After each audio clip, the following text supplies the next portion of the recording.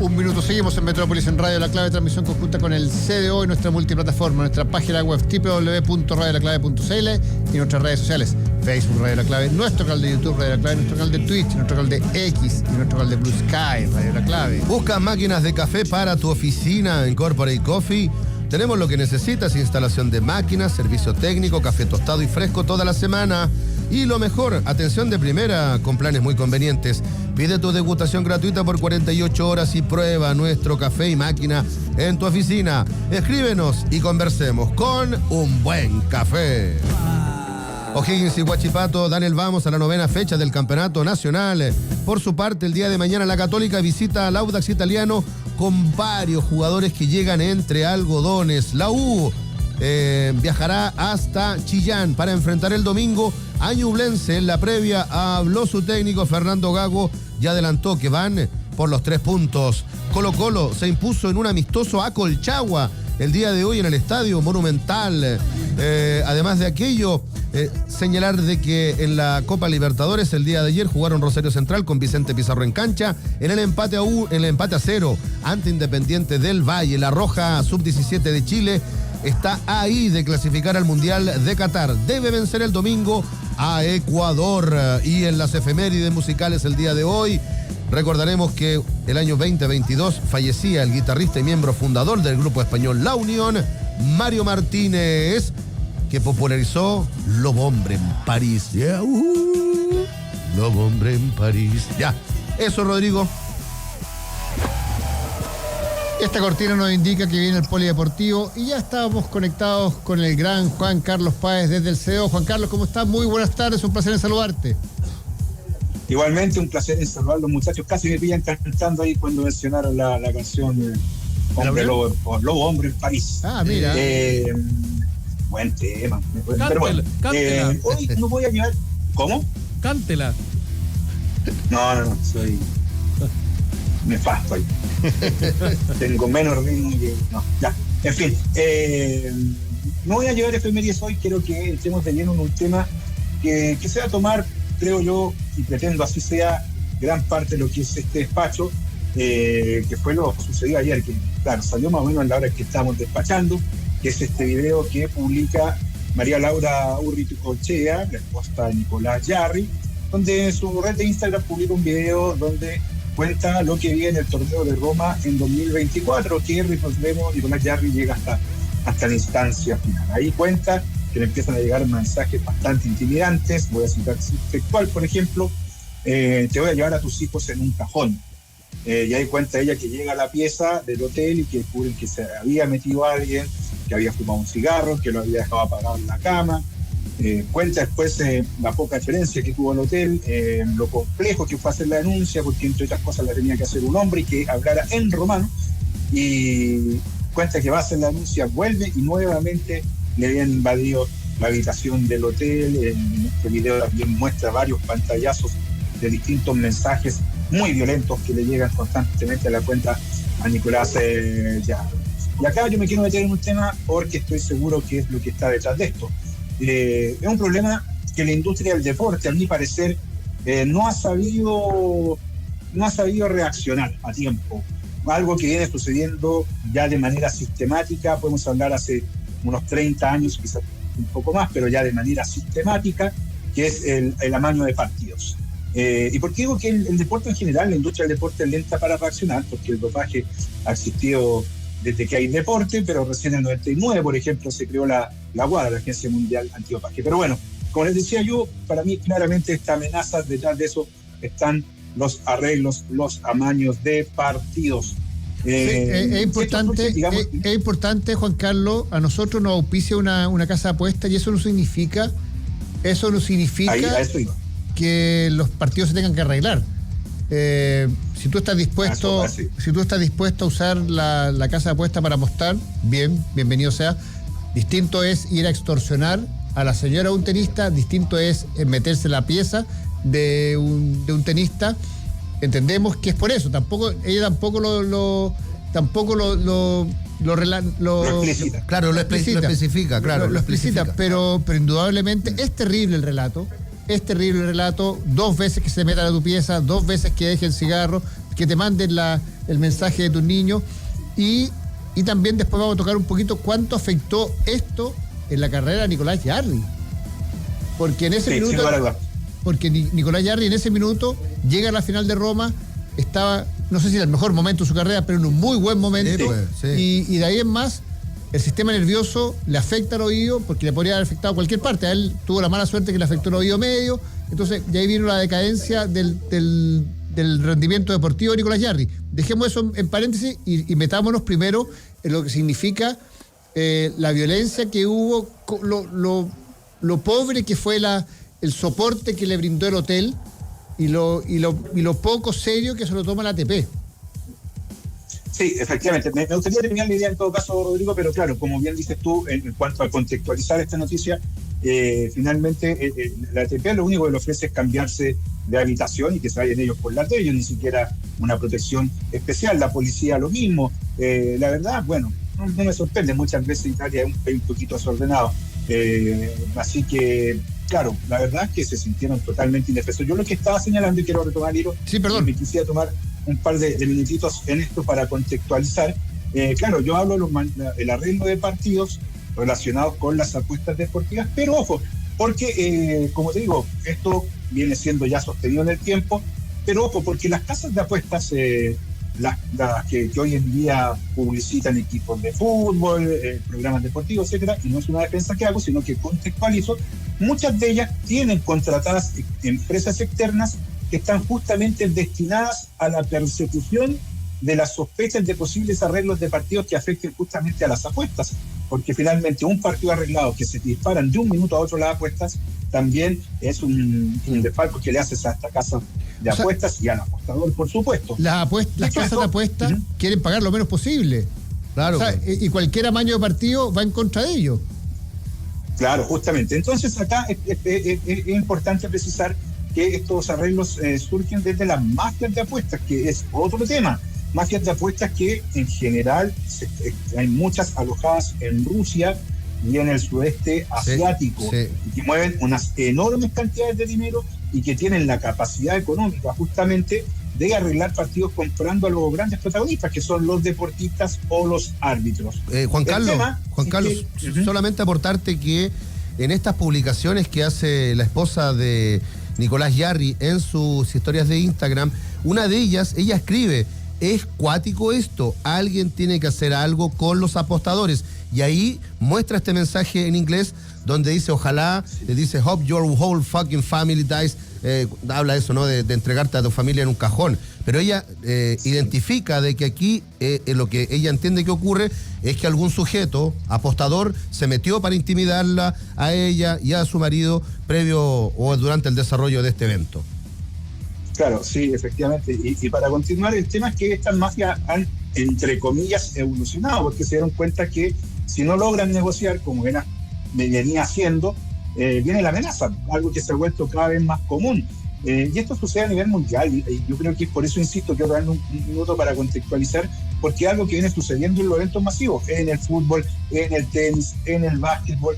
Este libro que tengo acá a mano, que se llama Juego Sucio, Fútbol y Crimen Organizado, habla de arreglos de partidos de fútbol en las fases preliminares de la UEFA Champions League, y cuenta con testimonios, cuenta de haber arreglado estas mafias de apuestas un partido en la Copa del Mundo de Francia 98, y señala precisamente que fue con la selección de Camerún.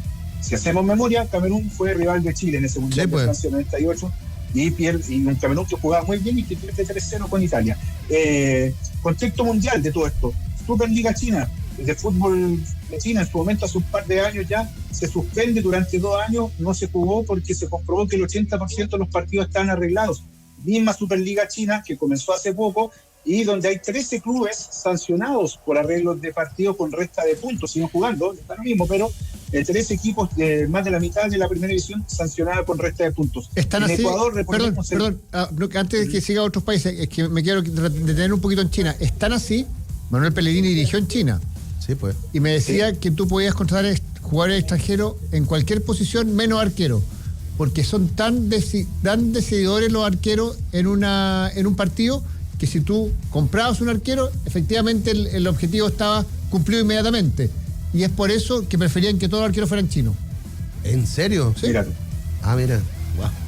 Mira, increíble. Mira, bueno, sigamos contextualizando. El 2025, el año pasado, en Ecuador, 5 futbolistas asesinados, víctimas del crimen organizado y de las apuestas ilegales. En el fútbol turco, recordemos que no hace mucho, este año hay un escándalo donde hay 1.000 futbolistas y 149 árbitros investigados por la Fiscalía por presunta participación en una red de arreglos de partidos.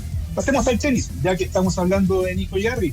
En el Challenger de Rosario este año se tuvo que jugar a puertas cerradas por amenazas de muerte a 2 jugadores porque los apostadores les señalaron que tenían que perder y si no perdían los mataban.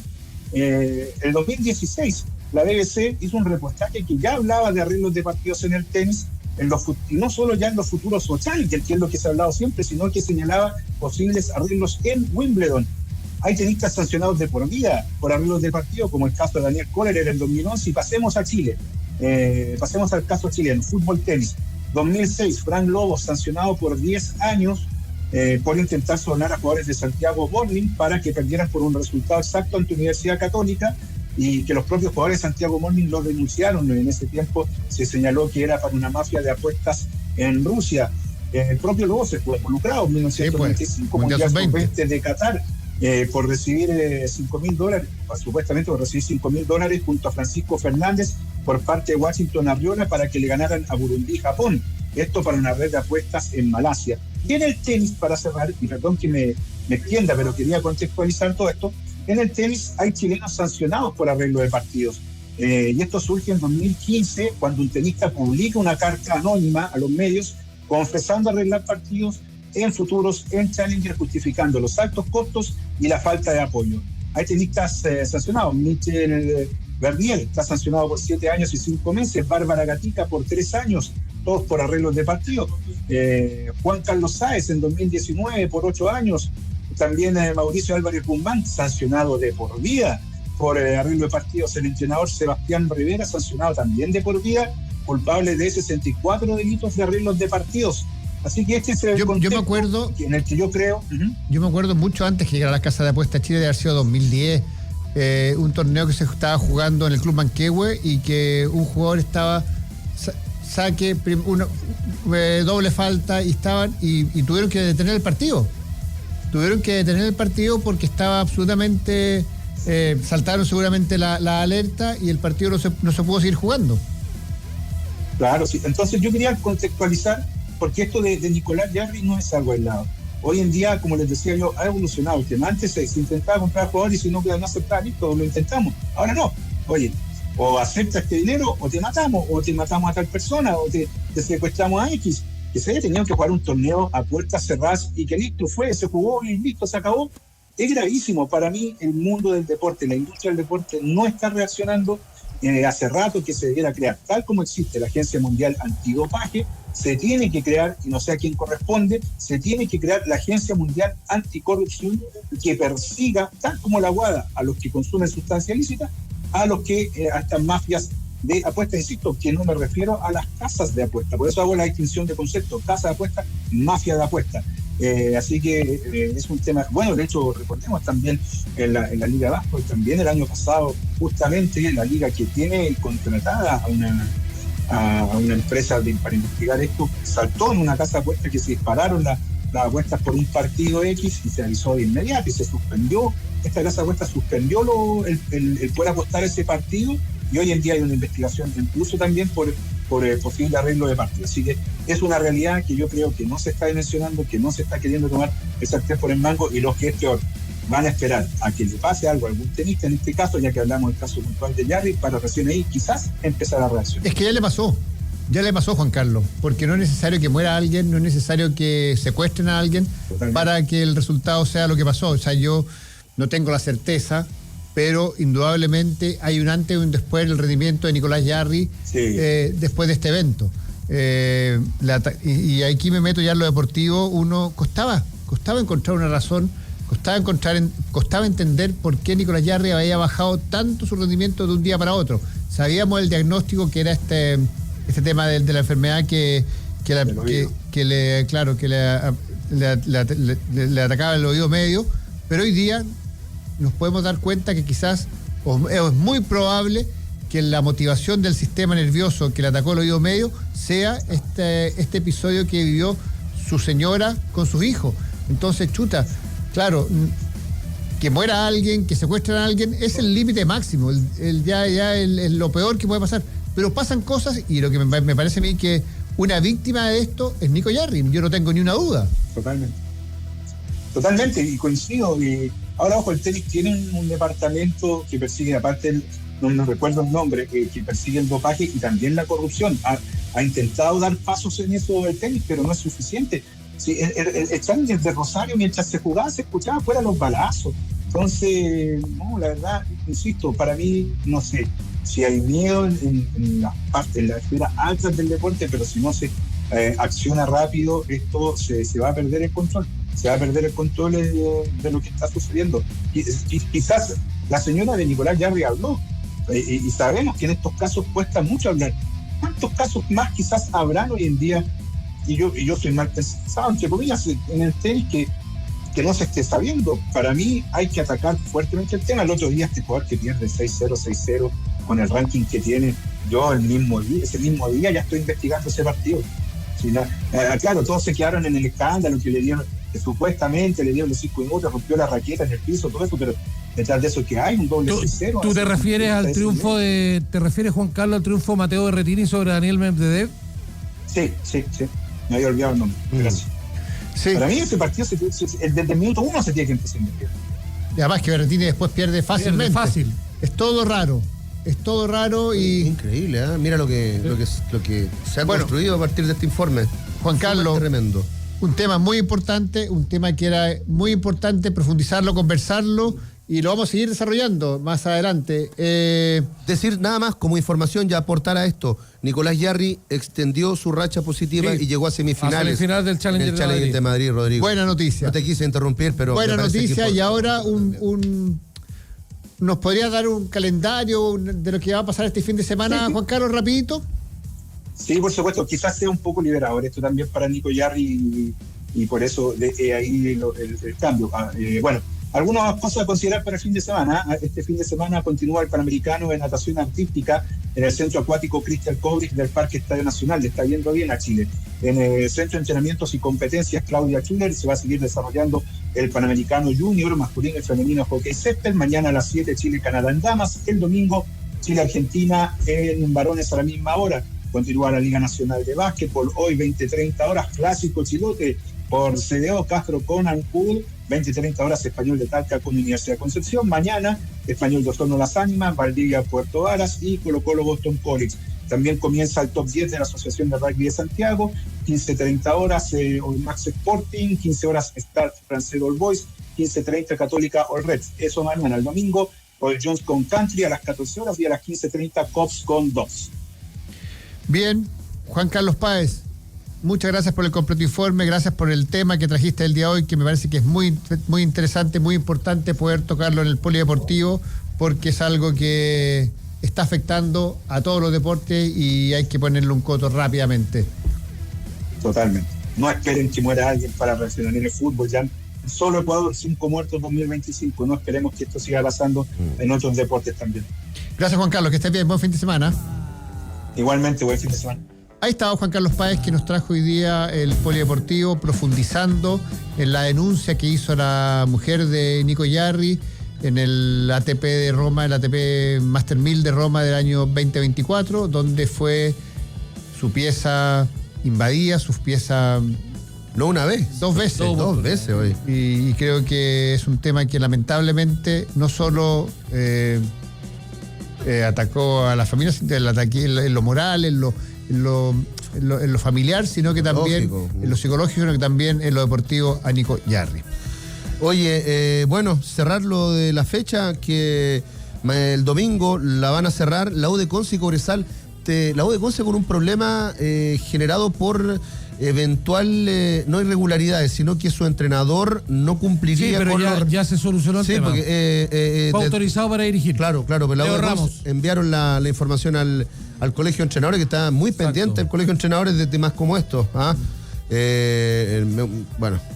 va a jugar la U de Conce con Cobresal. La U de Conce que se comió una boleta el lunes con Huachipato, y Cobresal Cobresal que Sumó 3 puntitos también. que sumó 3 puntitos por secretaría. Exacto. Claro, pero desde lo deportivo, desde lo futbolístico, Pelado, lo veo complicado, no lo veo con muchos recursos. No es que Gustavo Huerta no tenga los recursos, tiene poco material a disposición como para mejorar la campaña. De hecho, hoy día está Concepción, que es colista, La Calera, que es colista, después está el Conce y un poquito más arriba viene el equipo de Cobresal que, bueno, quedó con 10 puntos, está 12º, está lejos de los últimos que son La Calera con el Conce que tienen 4 unidades.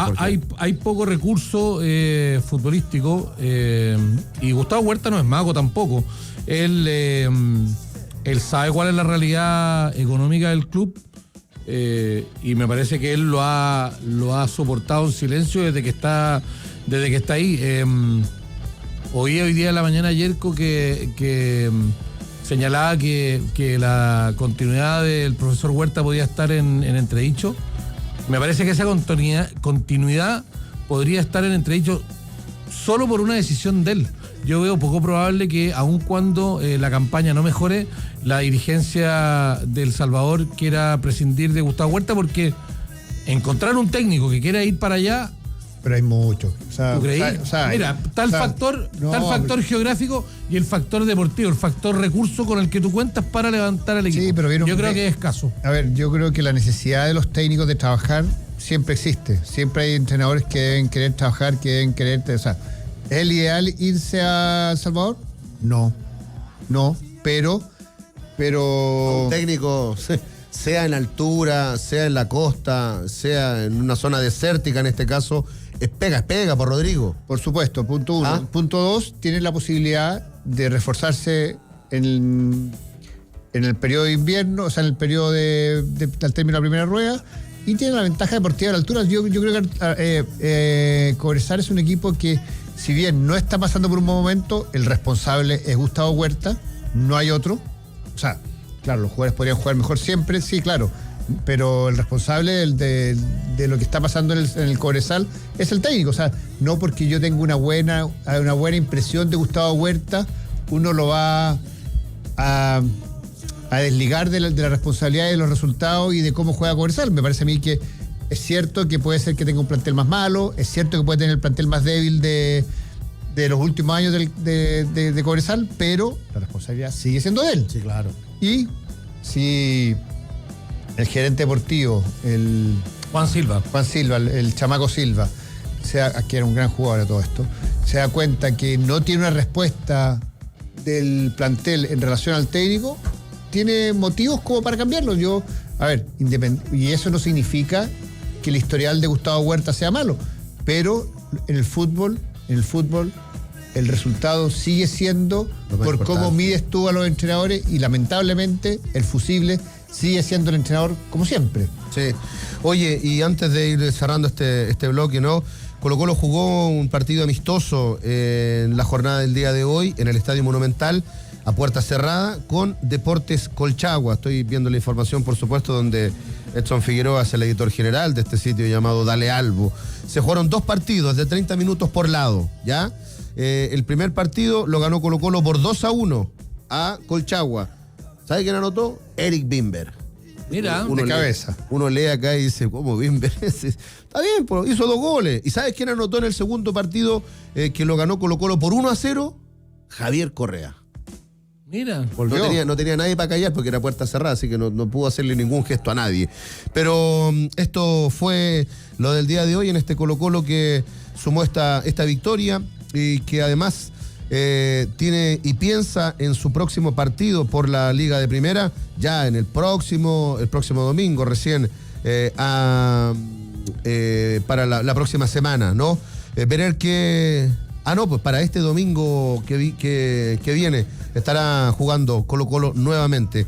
Eso con la realidad en este caso de lo que es la fecha, de lo que se va a jugar, de cómo se preparan los equipos para este fin de semana y los que tendrán que encarar la próxima semana, pelado lo que es las competencias internacionales, actualizar la tabla de colocaciones, que lo tiene a Colo-Colo con 18 puntos, como el puntero de la competencia, Limache 17, Católica está tercera con 14, después con 13 están la U, Ñublense y O'Higgins, 12 tiene Huachipato, Coquimbo también tiene 12, Everton, y la U de Conce están con 11, con 10 están Audax y Cobresal, con 9 solito La Serena, 8 puntos tiene Palestino, ojo ahí con la posición de Palestino y este partido con Limache de mañana, y con 4 en zona de descenso directo están Concepción y Unión La Calera. Una tabla apretada, si uno toma como referencia los equipos que al día de hoy estarían clasificando a torneo internacional. El primero Colo-Colo con 18,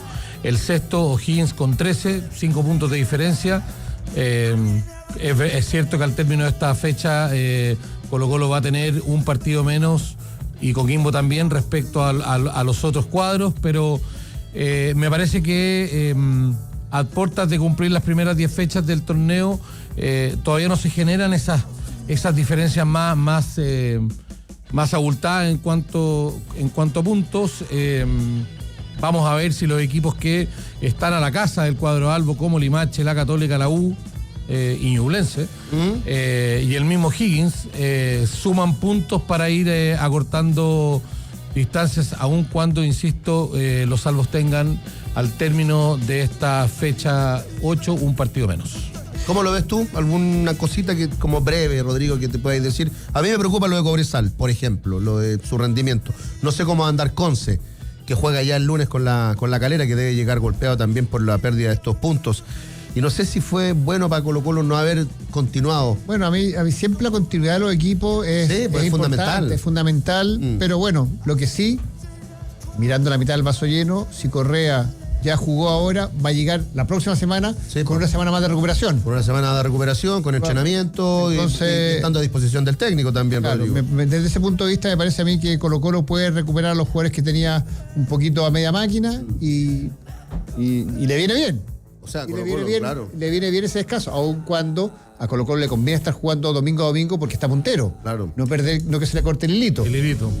Y nada, y lo de Cobresal, yo insisto, lo de Cobresal, hoy día la realidad de Cobresal es distinta porque ganó 3 puntos por secretaría, ya no está al fondo de la tabla, entonces se ve la realidad de otra forma. Sí, por supuesto. Entonces, claro, Gustavo Huerta como que tiene 2 partidos más para perder, claro, para llegar nuevamente pues. Es verdad. Así que bueno, vamos a una pausa. Metrópolis, transmisión conjunta con el CEO y volvemos. Ya volvemos con Metrópolis. La clave es ya.